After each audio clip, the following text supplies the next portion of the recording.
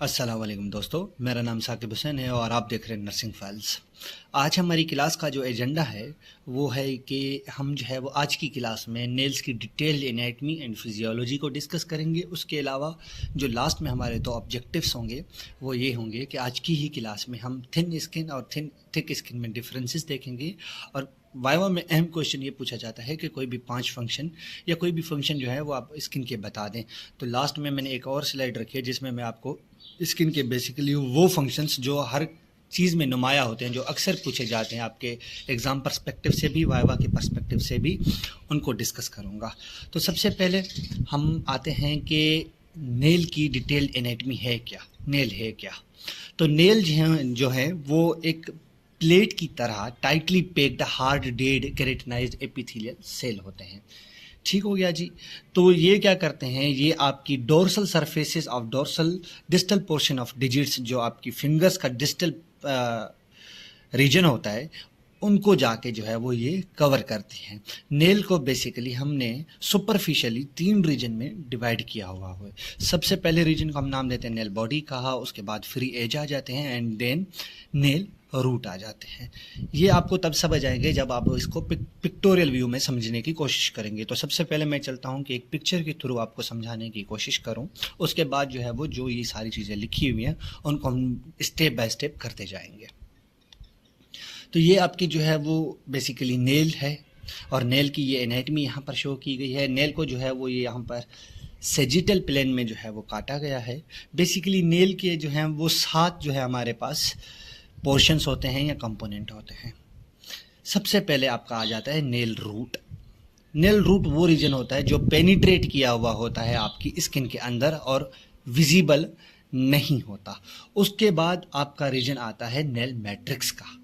Nail matrix वो reason है जहाँ पर आपके स्टेम सेल्स मौजूद होते हैं जो कि डिवाइड हो के आपके स्किन की, आपके नेल की ग्रोथ को मेंटेन करते हैं और नेल को जो है वो ग्रोथ करवाते हैं। उसके अलावा आपका रीजन आता है एपिनाइकियम का। अब एक एपिनाइकियम जिन्हें हम क्यूटिकल भी कह रहे होते हैं, ये वो रीजन है जो हमारे पास एक लेयर है, यहाँ पर जो है वो स्किन के साथ एक किस्म की लेयर आपको नज़र आ रही होती है। उसके अलावा जो वाइट पोर्शन नेल के साथ आ रहा होता है उस वाइट पोर्शन को हम नाम देते हैं लेन्यूला का, ठीक है, जो कि थिक वाइट पार्ट होता है of the nail. And last में जो अपर पोर्शन होता है ना नेल का, यहाँ से लेके ये यहाँ तक, इस चीज़ को हम नाम देते हैं नेल बॉडी का। और इसके बिल्कुल ही आपके अपोजिट साइड यानी कि आपकी स्किन वाली तरफ जहाँ पर ये आपकी नेल बॉडी लाई कर रही होती है, इस रीजन को यहाँ पर हम नाम देते हैं नेल बेड का। ऊपर से जो है वो आपके फ्री एजेस जो है छोड़ते हैं लोग, जो कि वाइट पोर्शन होता है, यहाँ पर अच्छे तरीके से आपको समझ आ रहा है, इस चीज़ को हम नाम देते हैं फ्री एज का। तो ये बेसिकली 7 कंपोनेंट है। और इसी फ्री एज के बिल्कुल नीचे जो ये वाला पोर्शन है ना, यहाँ पर ये वाला पोर्शन, इस पोर्शन को हम नाम देते हैं हाइपोनाइकियम का, जो कि सिक्योर करता है नेल की फिंगर टिप्स को, आपके फ्री एजेस को जो है सिक्योर करता है in the context of trauma. या अगर निकलने की कोशिश कर रहा है नेल, या अगर कोई ट्रामा हो रहा है या ऐसी कोई कंडीशन आ रही है जिसमें नेल जो है वो एक्सट्रैक्शन का जो है वो ज़्यादा खतरा है, तो ये क्या करता है, उसे सिक्योर करता है और आपकी नेल की टिप को जो है सपोर्ट दे रहा होता है।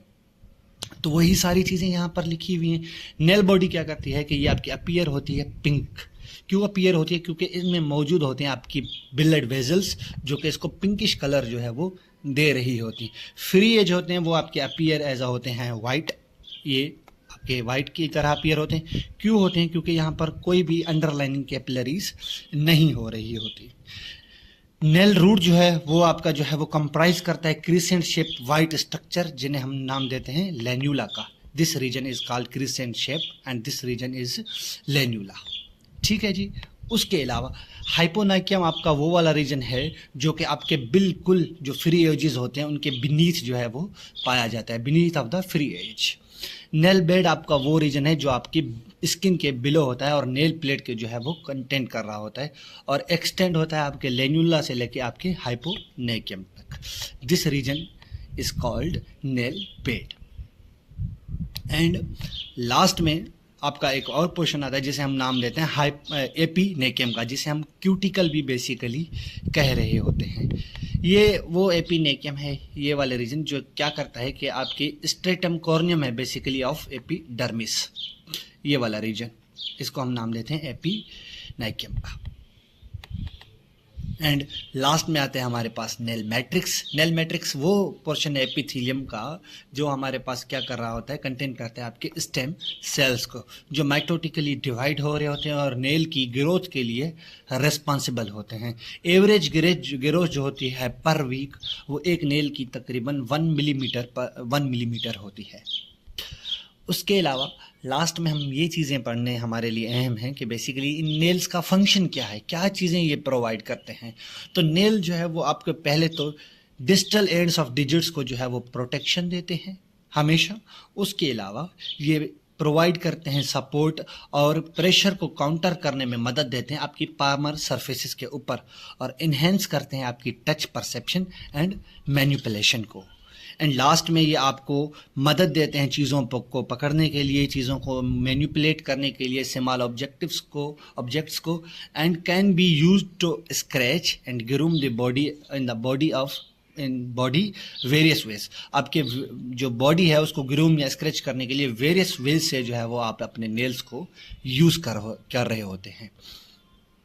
अगर हम कंपोजिशन की बात देखें, जो हमारे पास लास्ट वाला ऑब्जेक्टिव है, नेल्स आपका यहाँ पर ख़त्म होता है, इसके फंक्शंस यहीं पर ख़त्म होते हैं। और अब हम बात करते हैं अपने ऑब्जेक्टिव्स की। ठीक है, तो हमारे जो ऑब्जेक्टिव्स हैं उसमें ये है ऑब्जेक्टिव है कि थिन और थिक स्किन में बेसिकली फ़र्क क्या है। जो आपकी थिन स्किन है वो आपकी ऑल ओवर द बॉडी पाई जाती है एक्सेप्ट आपकी palmar surfaces of digits and soles, यहाँ पर ये पाई नहीं जाती। लेकिन जो थिक स्किन है वो आपके इन्हीं एरियाज में पाई जाती है, जो आपके पामर सरफेसिस और डिजिट्स एंड सोल्स वगैरह हो गई, यहाँ पर आपकी थिक जो है वो स्किन पाई जाती है। एपिडर्मल की थिकनेस की अगर हम बात करें तो ये थिन स्किन में तकरीबन 0.10 से लेकर 0.15 मिलीमीटर तक हो सकती है, लेकिन वही आपकी एपिडर्मिस आपकी थिक स्किन में 0.6 से लेकर 4.5 मिलीमीटर तक हो सकती है। क्यों ये इतनी ज़्यादा डेंस मोटी होती है? वो इसलिए होती है क्योंकि इनमें एक और लेयर पाई जाती है हमारे पास एपिडर्मिस की, और वो इस लेयर होती है स्ट्रेटम कॉर्नियम, क्योंकि ये थिकर होती है हमारे पास। उसके अलावा लास्ट में अगर हम देखें एपिडर्मल स्ट्रेटा की बात करें तो ये स्ट्रेटम लूसिडियम असेंशली लेकिन एक किस्म की लेयर होती है स्ट्रेटम लूसिडियम। बेसिकली 5 किस्म की लेयर होती है एपिडर्मिस की आपकी। ये आपकी स्ट्रेटम बेसिलाया होगी जो कि इनर होती है, ये आपकी होगी स्ट्रेटम कॉर्नियम।